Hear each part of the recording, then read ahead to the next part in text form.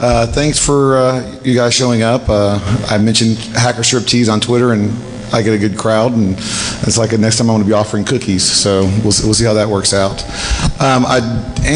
I do have to apologize, so the good thing is I'm going to be disappointing a lot less people. The program said there was a demo. It's like, and unfortunately, as you can tell by the certifications, this is not a technical talk, so sorry about that.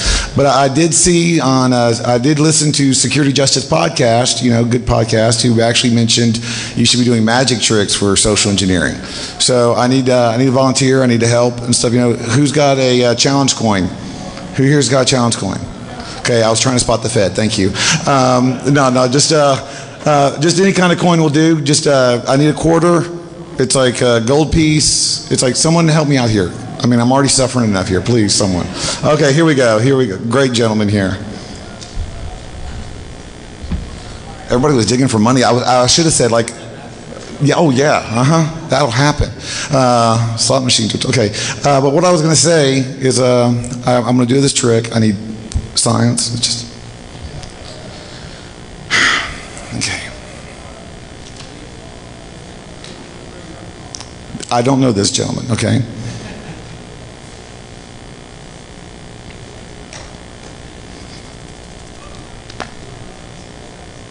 Wait for it.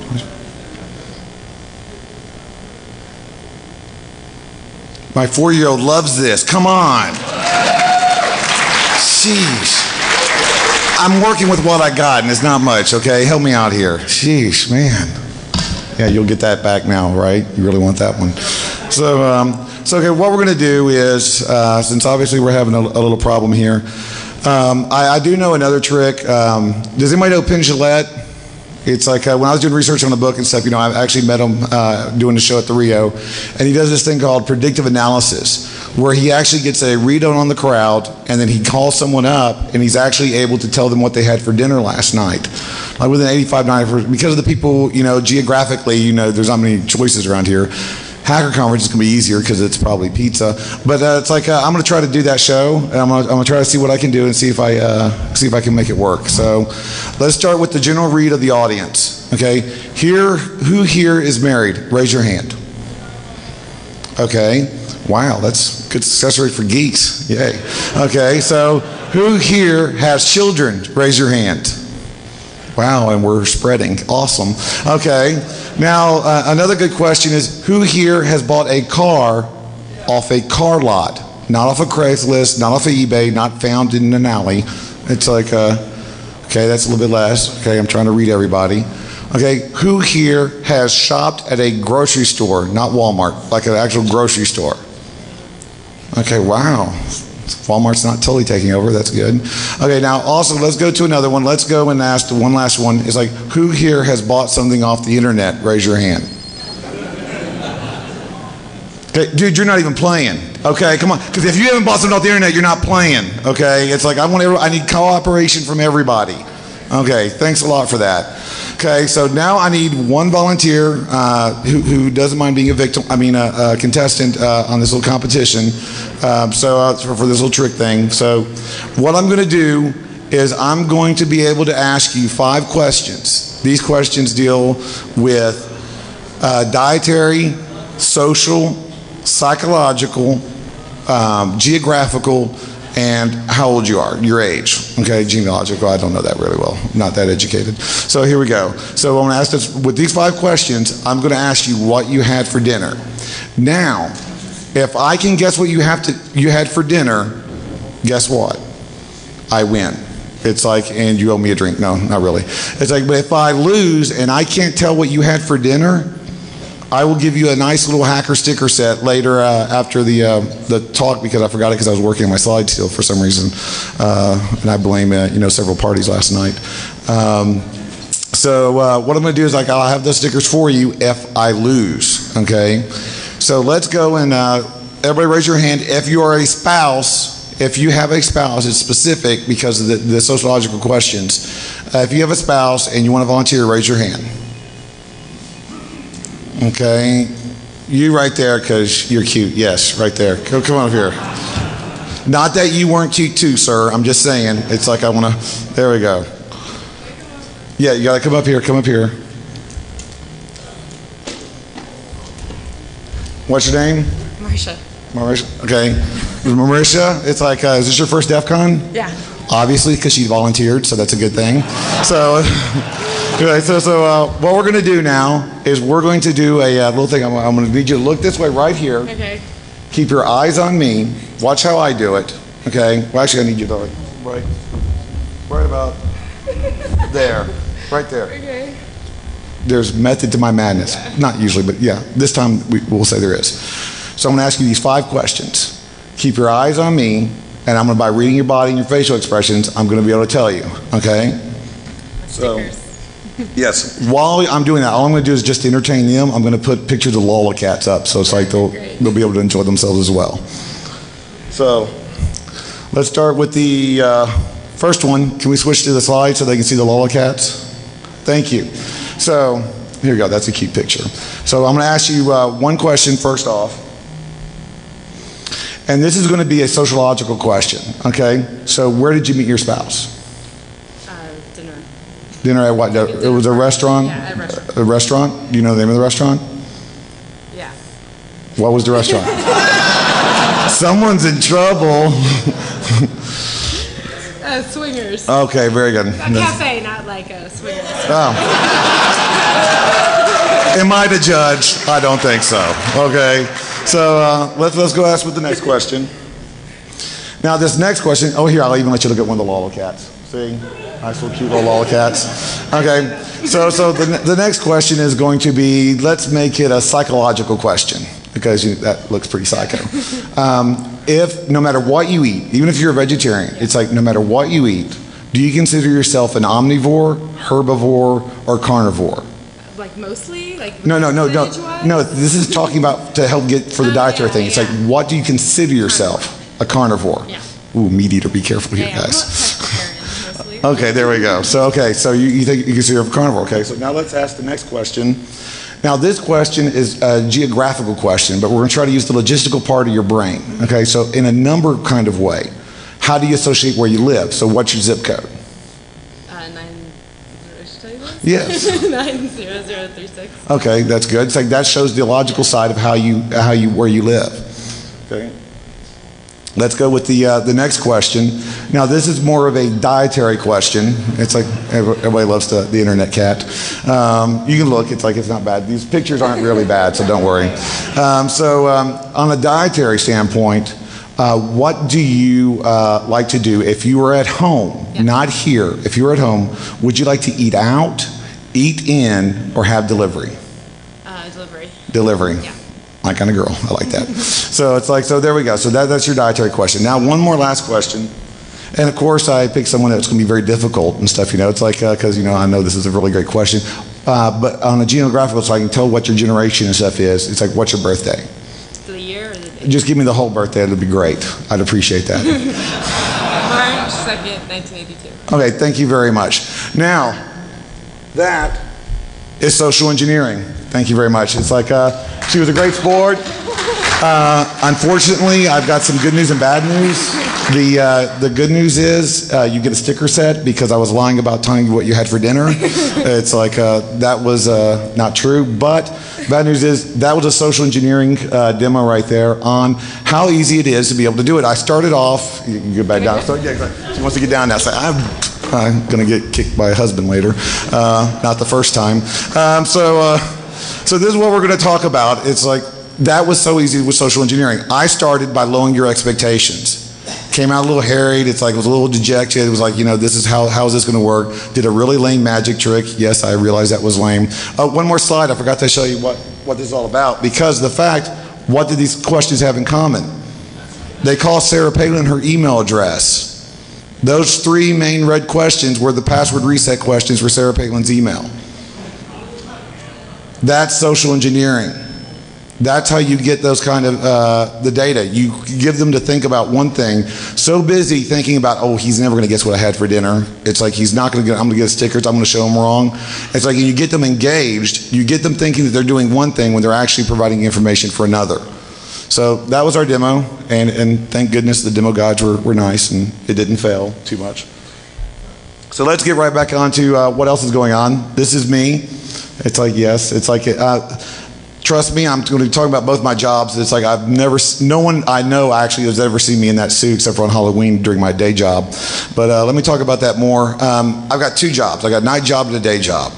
The day job is I'm the AVP of Information Security for a national financial institution where I monitor firewalls, IDS logs, and stuff, and handle the day-to-day stuff. But my night job is I'm the CIO, Strategy One Solutions, where I go and break things. I've written a book, Dissecting the Hack. Yes, shameless plug.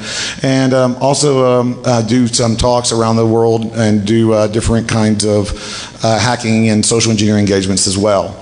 So that's me, and that's enough about me. You can Google the rest. And then let's talk about, I always like to start off with a quote. There's your, I am a CISSP, so there's your Sun Tzu quote as required. So, because this is an InfoSec talk. And that's enough of the Sun Tzu. Let's go with another one. I want to let people understand when we're talking about being critical, not being critical of me, but let you understand, I'm not a subject matter expert on this subject of social engineering. Okay, there are a lot of people out here that know it a lot better than me. I do a lot of different research. It's like when I'm researching my books. And also, it's like I just like doing this stuff. So I'm a geek who likes to talk. And I talk, a lot. Just there's plenty of witnesses to that here. So so that's what this talk is going to be. So I want to use the Theodore Roosevelt quote. But here's the main Theodore Roosevelt quote that I like to use. And that is, to educate a man in mind and not in morals is to educate a menace to society. And we're not talking like gang style. We're talking about like this talk hopefully will not just show you how I'm breaking things and getting into stuff, but hopefully how we can start finding solutions to the human element, which is the main problem with our society and stuff, in our industry when it comes to social engineering and information security. Wow, crap, that was just the intro. Okay, but so far so good. We're doing good. Hold on. Trust me, I needed that. So now we're going to talk about the history of the 36 stratagems. We're going to talk about the history of social engineering. We're going to talk about how social engineering actually differs between cultures. And we're going to discuss the OSI model and go through the stratagems. So one of my things I like to say is that if you want to learn how to cook, you go to France. If you want to learn how to paint, you go to Italy. If you want to learn how to conduct military strategy, you go to China. It's like one of the things I admired about them is they've got military strategy laid down. They know exactly how they do it. And I've heard people and stuff, one of the strategies out there is like if you have to resort to physical violence, you've already lost the fight. It's more about the mind. It's more about the development of your weaponry and also your treaties and the positioning of your people, which also involves social engineering. So that's the reason why I like the 36 stratagems. It's like the reason why a little bit more about the 36 stratagems is the fact that there are 36 different strategies that are written out, given a story to each one to help better explain it. It's like 2,000 or 3,000 years old. Now another thing, let's talk about the history of social engineering. I mean, Kevin's good, but actually social engineering did, occur before him or Frank ever got onto the scene. And one of the first noted victims of social engineering, the victim of social engineering was Amenhotep III. He was socially engineered by the priest of the Amun priest of the royal city at that time period, where they were actually, in theory, just controlling his whole dynasty. So much so that upon his death, his son had to move the royal court to Thebes, and that's when the royal city became to Thebes to get away from the influence of the Amun priest. And then he proceeded to wipe out the Amun priest, but that came later. But that exactly, so sometimes there are bad consequences, to social engineering. But that was one of the first victims of social engineering. One of the most well-known social engineering attacks that have ever occurred in history is never credited with a social engineering attack, and that's the Trojan horse. We all know about the Trojan horse, about how it's, it's the program and how you're able to do it in computer terms. But do you realize the very first Trojan horse was carried, the social engineer carried it out? His name was Sinon. He actually disfigured himself, physically, cut himself up, made himself look, like near death. I mean, that's called method acting, which I'm not going to go that, hard into. But it's like he actually left himself for dead on the beach as the Greek ships left. And this guy was actually able to convince the people of Troy for, one, don't kill me. It's like, two, oh yeah, the Greeks, I don't like them anymore. We had a falling out, they chopped me up. Hey, they left a horse. Do you want to bring it inside? Okay, that was pretty cool social engineering attack. We talk about the horse, but we don't talk about the person who carried it out. And that was a social engineer of massive proportions. So mad props to him. Another thing is the bards of old Middle Ages. They were social engineers because they weren't just trying to entertain, but they were actually in the employ of feudal lords who would then gather that information. Because who actually went to the inn to listen to the bards? The stable hands, the maids, it's like the guards coming back from the castle wanting to impress the local musical traveler, giving them good intel. And then they would go back and report it. So social engineering has been around a lot longer than an Amiga. So that, actually I don't even think Amigas are around anymore, but you understand what I'm saying. It's like social engineering is here to stay. So also another thing is people don't cover very much is who's freaking attacking me while I'm on a freaking presentation, for gosh sakes. That's not nice. Sorry, okay. That was rude. Okay, so how does social engineering actually differ between the cultures? Okay, well, quite simply, there is. In Asia, you talk about conformity persuasion, meaning people don't want to stand out too much. You don't want to create a disturbance, and you can use that during your social engineering engagement. One of the trust models used very well is in Japan, where you got a trust model, which is I trust you until you give me a reason not to trust you. Social engineering terms, we call that jackpot. It's like, yes, you should trust me till you can't trust me anymore. In Europe, it's authority-based persuasion. In other words, like in the Russian trust model, you're untrusted until you're trusted. Well, that might be a bigger problem, correct? Not really. I'm walking up to the place. It's like, I'm here for the surprise inspection of the server farm. I need to be let in. Sir, you're not on the list. What part of surprise did you not understand? Obviously, you're not in control of the situation if you're not even understanding that I'm supposed to be here today. So why did they let you on this shift? Let me into the server room, and if you're lucky, I won't put you on the report. And that's how you do conformity. That's how you do authority-based. And then don't worry, I always put them on the report. I was just lying. I will put them on there. And that's how you do when you're dealing with like European, it's like you're dealing with authority-based persuasion. And North America, it's need-based persuasion, which is really cool because you got to be polite. I was actually asked to do this demonstration, social engineering demonstration, in a secured location. I can't tell even what city it was in. It wasn't like a main one. It was just, but it dealt with financial stuff. And instead of going, through the bulletproof glass and the man trap and the armed guard and the metal detector and the x-ray, I just hang out by the employee entrance and waited for my target, which was a guy being followed by a girl. And so I go in and insert myself in between the guy. He opens up the door, and I hold the door open for her. I am a gentleman after all. And then I followed in right behind her. It's like, those are the kinds of things that we do a lot in North America. It's like you'll question people, but what happens when I roll up in a wheelchair with 4 boxes on my lap and ask you to let me in? Are you going to be that a-hole that's not going to let me in the door? No. Should you be? Yes, you should. But we want to be polite more than we want to be secure. And that's one of the biggest problems that we manipulate here in North America. In South America, it's like reciprocation-based conformity. What I do with that, persuasion, what I do with that is I go like, hey, you know what? I'll put you on the report, show exactly how well you did. You help me out here. You make my report look good, I'll make sure you look good. It's like, and I don't lie there either. It's like I do put them on the report, okay, when they let me into the server room because they want to look like they're doing a good job. So I do appreciate that. Now, why are we having to do these things? Why are we talking about social engineering so much lately? It's like, well, quite frankly, it's because of the fact that there's a new OSI model in town, okay? This whole 7-layer thing is gone. It's like 1 through 6 is busted. I mean, okay, yes, I will admit we still have SQL Slammer going out on the internet for some strange freaking reason, okay?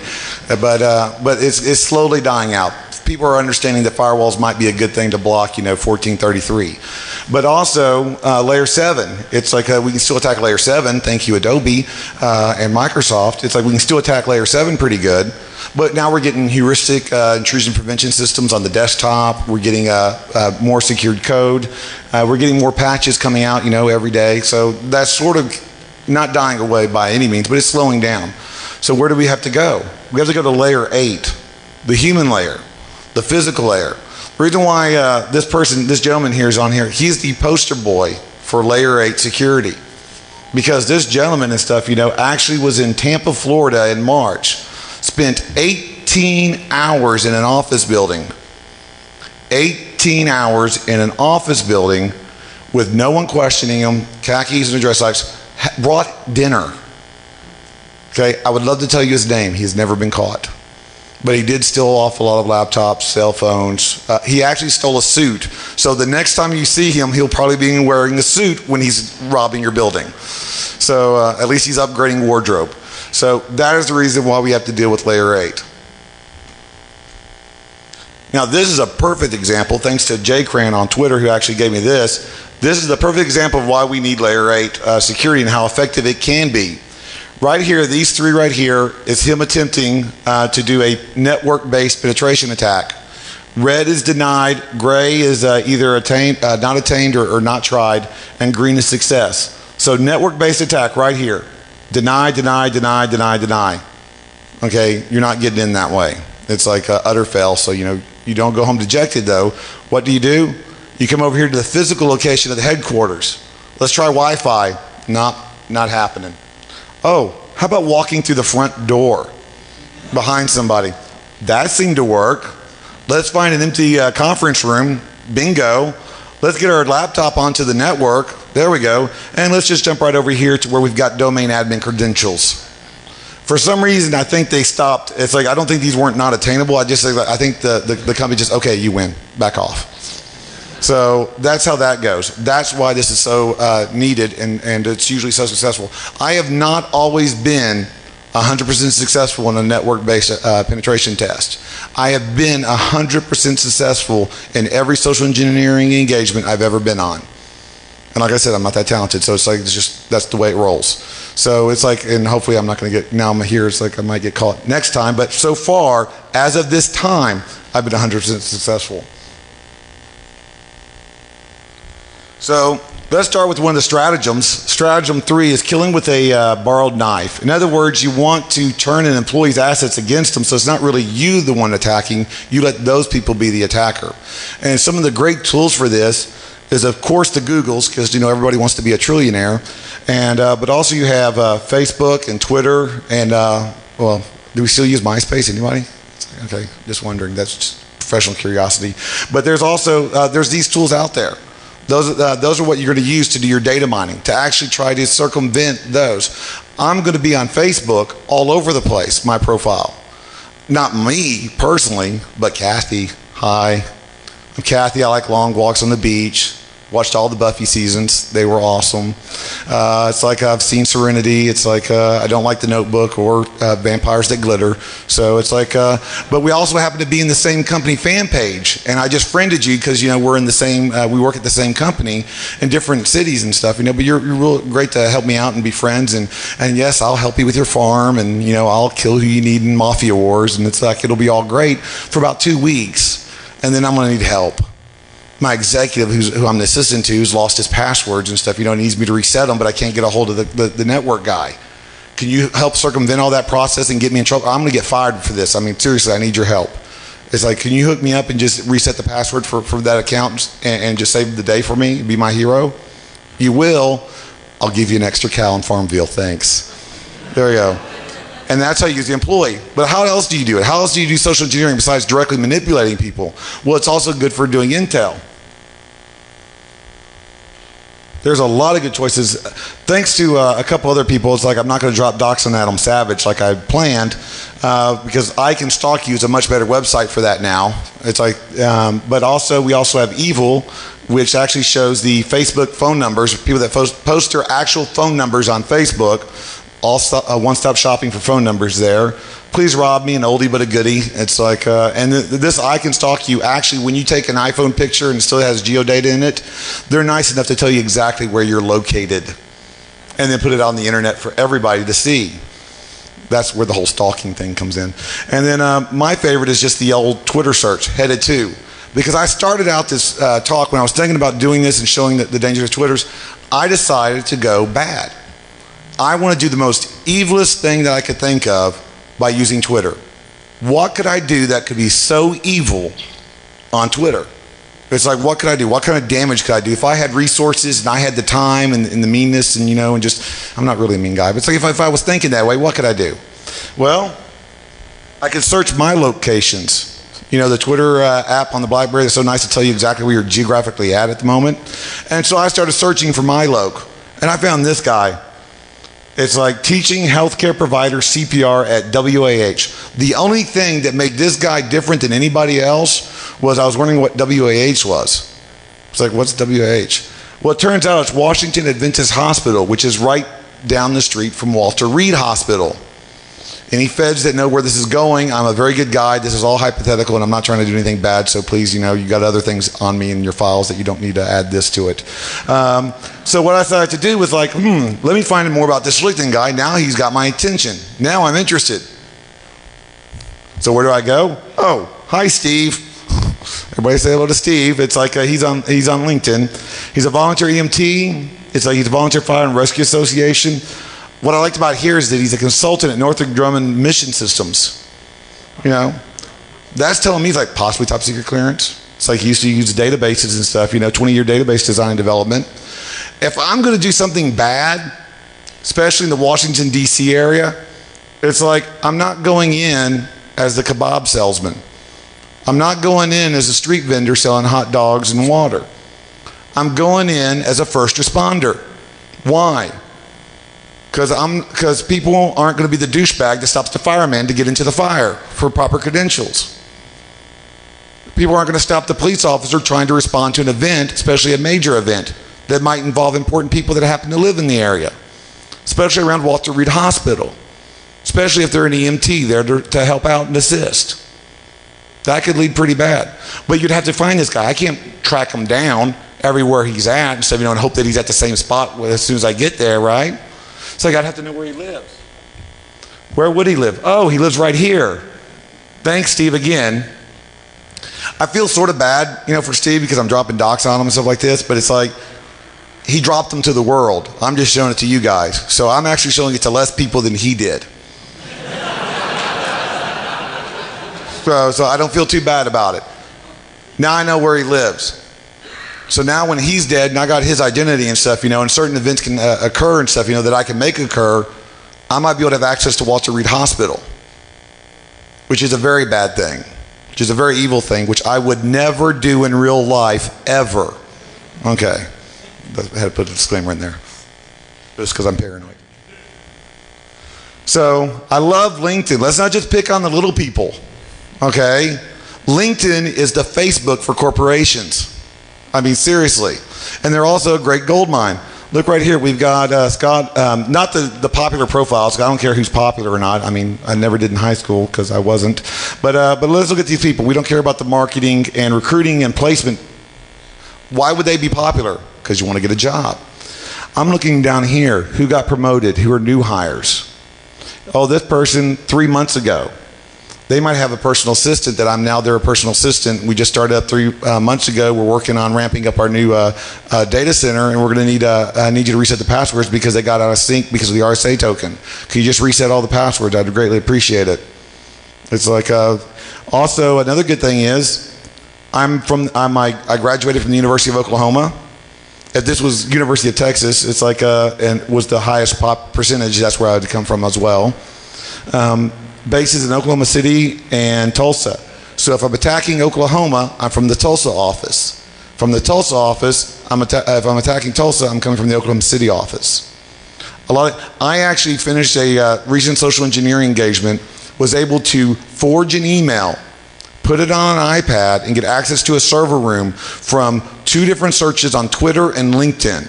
I was able to forge an email good enough to put on and get me into a server room, just from the information that I gathered off of this. And I didn't attack the low-level guy. I was attacking someone higher up. It's like the executives are like that. You get CIOs, CEOs. They're susceptible to this kind of attack. And you have to be careful what you publish on LinkedIn and Twitter. So I'm not just picking on I'm not going to the guy that's just trying to hit on like the users. Everyone wants to say the users are stupid, humans are stupid. No, people are just not educated. That's the issue. Just like this uneducated network administrator who put his diagram on ratemynetworkdiagram.com.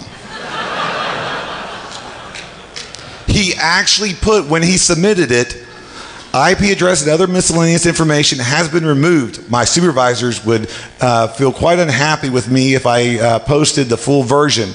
Even though I did post a full version of SDS network diagram for the Encore Building Synergy Business Park, with also the devices that I'm actually using. Yeah, they're not going to get mad about that being shown at DEF CON, I'm sure. Now this next slide, I am totally not BSing you on this one because I honestly did not believe it myself. I had to Google the company because I did not believe this was real. I pinged the IP address to see it. I did DNS stuff, IP lookup on it. This is the actual external IP address of the companies, and there's their internal IP addresses, and there's some of the different firewalls that they're using, the names of the version of the firewall, and their website server, and they're telling us all the internal and external IP addresses. Ouch. That's also what we call jackpot. Okay, that wasn't a user, that was an IT network guy, soon to be an unemployed network IT guy. It's freely accessible on ratemynetworkdiagram.com, which has got to be one of the best social engineering network resources that I've ever had. Okay. Yes, that was the same place. Yes. Oh, just goes and please, guys, I don't want y'all to be malicious. Please rate their diagram. I mean, be fair. All right. It's like, so make sure you do that. Now let's go to one of the other stratagems. This is the stratagem is to scheme with beauties. And basically it's going to be talking about how we're dealing with online versus in real life social engineering engagements and the problems people with a voice like mine have. Yes, not just visual, but audio.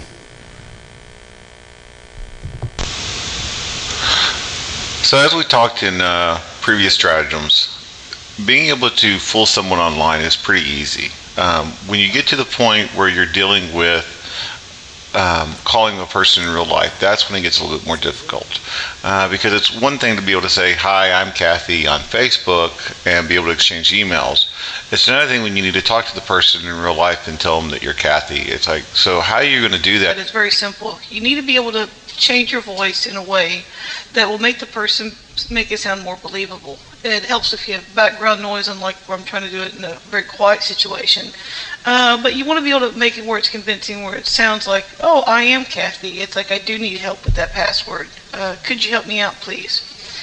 So that's one of the main things when you're dealing with doing social engineering. In real life, you're going to want to have the ability to be able to change your voice, or have someone, an employee that can impersonate a female or be a female, or an older person, or the target you're trying to choose. It's like if you want to go after someone that's an executive, the World of Warcraft headset's really good with being an old person, maybe a little bit too convincing, because I don't know if you're going to be this old to sound like this. It's how much you'll still be working. You could maybe pull off as the owner of the company, or the CEO, or something like that. Maybe a little too old. That's about the closest thing you're going to get to an old person. So with the WoW headset, I usually just stick with the female, because that sounds like the most convincing, without hardly any tweaking at all on the settings. So hopefully you like that. It's like hopefully this helps show you some of the things. And this is just one headset with preset voices. And trust me, all the other sets, all the other voices aren't as convincing as this one. I don't think anybody's going to take me seriously if I try to ask for a password reset like this. And I don't think you're going to be able to get anything from someone if you tell them straight up, Just give me your password now. Yeah. I don't think that's going to work. So you want to be creative. It's like there's other voice changers out there. This is just one, and it's just it was just a find, and that's one of the things I liked about it. It was just by accident that says, oh, this could be used for social engineering. It's like there's other devices that I'm sure are much more sophisticated that do the same thing. So please remember, it's like if it's on line and stuff, you can't trust who you're talking to online. One of the things I said in my book, it's like guys are guys, girls are guys, and 14-year-olds are FBI agents. That's the internet. But also now, and more you'll see in real life, you can't trust the other person on the other end of the phone line for the same reason. And there we go. Let's go on this. Thank you. Let's go to our next stratagem. I'm like so over time right now, they're going to be dragging me off in about 10 minutes. Our next stratagem is luring a tiger from its lair in the mountain. You wait for the worker to take his network to you. I don't know about anybody else raise your hand who likes to go to jail and explain to Bubba and stuff, just murder his family, that you're in there because of a computer crime. Yeah, that's not going to end well for you at all, ever, okay? So you want to make sure that you can limit your risk, and one of the best ways to do that is not get caught and not be getting caught in the main headquarters. So where do you go? You go within a 2-mile radius of the major Starbucks, Panera Bread, place where you can actually do still access their network. And how do you do that? Through their laptop. It's like being able to use and mimic an access point. Thank you, Microsoft, for making sure that everybody beacons out, hey, are you there? Are you there? Are you there? Are you there? And I'm always going, yes, I am. Yes, I am. Yes, I am. Please join me. I'm there for you. It's like we're not going to cuddle, but it's like it'll be beneficial for at least one of us. So that's one of the kinds of attacks that you can do. This is another way to do it. My friend of mine and co-author of the book, Kent Neighbors, actually took this picture at a Panera Bread outside of where he was staying, right outside of the main company headquarters area. This lady left her laptop, her purse, and her latte. It's like for over 15 minutes, unattended. I'm not going to try to install malware. I'm not going to try to hijack her session. I'm not going to try to do some kind of cool elite man in the middle attack. I'm taking her laptop, I'm putting it into her purse, and I'm malicious. I'll take her coffee too. It's like and then I'm walking away and gathering the data. Yeah, they're going to come after me. So that's one of the problems with when we're talking about wireless security. It's just physical and also from the network base. Now let's go and talk with tossing out a brick to get a jade. It's like, which one is the scariest picture in there? Out of all those pictures, which is the scariest?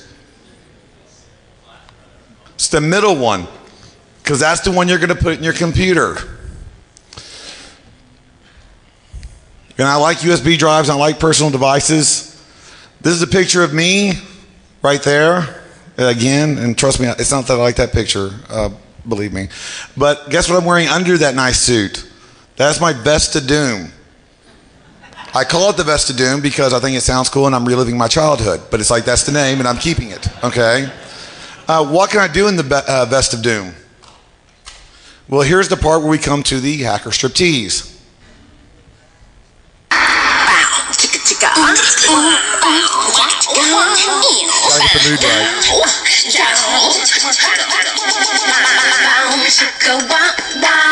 It's the Beatles mantra. Yeah, it goes bum chicka wow wow. Baby, come to mama. Here's where you throw money. Okay. So you throw money or days, it's all good. So here's the Vest of Doom. Let's go and see what we've got in here. We got a couple of drives here that are really nice. They've got their Sand Cruiser. Thank you, Sand Cruiser, for giving us an environment to manipulate. So we can suck down the system hash and the password hashes of a system just by plugging it in for 5 seconds and then going off to the next machine. Those are really good. Very handy. Let's just empty pockets here. Oh, these are really nice. I drop these. I don't drop these in parking lots. People drop these in parking lots with malware on them. No, I put them in an envelope, address it to someone in the company, and then put it on their desk when I'm in there. What are they going to do? They're going to plug it in, and they're going to double click on that pay raise for 2011. Right? Just to make sure they were supposed to be the one to get it and stuff. They want to make sure they return it to the rightful owner, right? So let's see what else we got. Oh, these are really good because no one ever notices these when they're logging your keystrokes and stuff, behind your computer. Those are really nice. Sometimes it's like you can't have time. You got some time on your hands. It's like you're there at night and stuff. You don't want to go and decrypt the passwords there. You don't want to try to be on the location. That's okay. I take the hard drive with me. I do that later. Sometimes I want the system to still be on, but I still want to be able to attack it and stuff. So nice little USB wireless devices that I can connect and bridge. And then I'm just, hacking from the convenience of my car, jamming out. It's got air conditioning. It's good. And let's see here. Also, if I want to record a phone conversation, try to manipulate or actually just leave one at someone's desk while they're talking, try to get some incriminating evidence there. If I want to do forensics on the machine, that always helps to have something available for that. Let's see, button, who's got the button? Here we go. Network crossover cable. If you have USB rights and you think, oh, we're protected because we're protecting USB rights, I'll just join the network directly to the other machine and then download the files that way. And then here we've got some hard drives. I like this because this is the rainbow tables, so I can do some little password cracking right there. Don't worry, I do have a permit. It's all good. Here's just loaded with malware. This is just all different kinds because I might want to, get a custom one out there on network, so I get to choose. And I want to be able to compromise and take that data. So it's like I always carry at least, 1 or 2 terabyte hard drives with me that are the same size because you want to be able to back up the data. What am I going to manipulate with that? How am I going to manipulate all that data? How am I going to crack? How am I going to do that wire? Well, I do it this way. This helps. 40 gig hard drive, 1 gigahertz processor, 1 gig of RAM, running Backtrack 4. Thank you, Teton, who helped me out with that. It's like just plug that in right here. Network jack. I'm good to go. I'm doing a wiretap on your network, backing it up to a 1 terabyte hard drive. I can get some password hashes off of that, I think, especially if it's duct tape underneath the desk. Here's another one because this is one of my newer toys. It's like this is not mine, of course. Someone else used this one to jailbreak. It's like the reason why I like this because of Metasploit, thank you HD, who was able I was actually on an engagement breaking into a network gateway and from here. So everybody's walking past me and I'm just like, trying to guess the password through an SSH channel. And the manager actually comes up to me, so how are you liking your stay? Oh, I'm loving it. I'm having a great time. It's like, is that the new iPad? I said, yes. It's like it does a lot of cool things, and closed out that, showed him the pictures, showed him the videos, didn't show him me breaking his network, and it was all nice and fun on that. So those are some of the things that you can get, and those are some of the things that are available. It's like it's just that easy to bring into it. I actually brought that into a secured location one time, which now I'm banned from, because they don't like people carrying small little USB devices on their person. This is my favorite. 8 gigs right here. It's like that goes through security checkpoints everywhere in every country, and it's got a nice. Okay, don't hurt me. Okay, I'm running along as I'm talking. Can I talk any faster? I don't think so, but I'm trying. So there's a nice little 8 gig USB drive for that. So let's talk about the next one. Usually after I tell all the people the things I can do, I want to get out of there. So that's the stratagem of escape. It's the best scheme. It's like you do that. How do you escape? Fake engagement letters. Those are my favorite. It's like I actually was caught inside a dumpster in Houston. A lot of my stories end up with me in a dumpster. But this one was, I was stopped by HPD and they wanted to question me at gunpoint about what I was doing there. I showed them the engagement letter, the one that I had, it was a legitimate one, and they looked at it and gave it back to me. They didn't call, they didn't verify anything. So now I carry 2 engagement letters. One's the real one, and the one that's fake that actually tells them please assist them in any way, shape, or that you can, and make sure you call his phone number and stuff, and verify that he's supposed to be there. Which they've never called me, so it's like I've just been wasting those Go plans. But that's what you can do. That's how you do it. It's like, and I love it when they do help me. It's like, yeah, here's the engagement. Can you help me? I need to take that server out. It's like this isn't you're supposed to help me with that. Don't worry, I'll put your name on the report. It's like you're doing a good job. I really appreciate it, and you did a great job catching me. And I don't, like I said, I try not to lie. I do put them on the report, and so that's one of the best schemes. Is like using those engagement letters. Now, what we're going to talk about is how we try to solve this in the next 2 minutes. It's like we try to do it by security awareness, but we're doing security awareness wrong in most companies. Look at this top security awareness poster from a company. So great, now you have insecure employees that have low self-esteem. That's not the way to go, man. It's like that, and the bottom three just show you don't even know what's going on because that whole mouse thing's just creepy. So we got to get better security awareness. Now, if security professionals made security awareness posters, we would try to get the point across, but people may not appreciate it as much.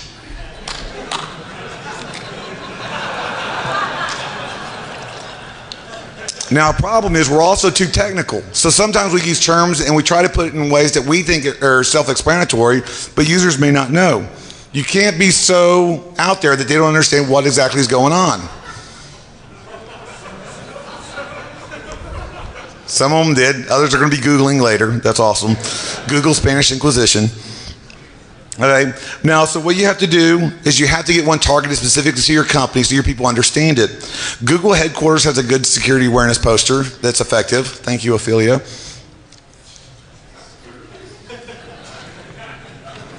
Sorry for all the Google guys in here. Just being funny. Okay, so you got to strike an even tone. You got to be able to educate them and give them some information they can actually use. Something like just basically reporting suspicious people. Okay, so, and like I said, I'm not trying to target anybody, by what they look like. I mean, because going to glamour shots is not a crime. It's just I'm just trying to inform people, that certain, even if you are the number one hacker, it's like you should be aware of them, in case they ever show up in your building. Yes, he threw a gaslight in. So what else can we do? You're doing what you should be doing. One of the things that people don't understand is you're doing what you're supposed to be doing right now. You're at a security conference, you're at a hacking conference, and you're trying to learn, and hopefully you're sharing that information with others. That's one of the biggest things that we have in here. We're always about communicating and trying to break things. We need to start getting together as a community and start understanding and learning and teaching others. Everybody here should be learning and what they know the most about and developing a talk for it to give it later at another conference. It's like, that's what we should be doing. We should be learning and sharing that knowledge. We got to share it more. You can't get me. Can't get me. I'm done. Oh, that's it, guys. Seriously, that's it.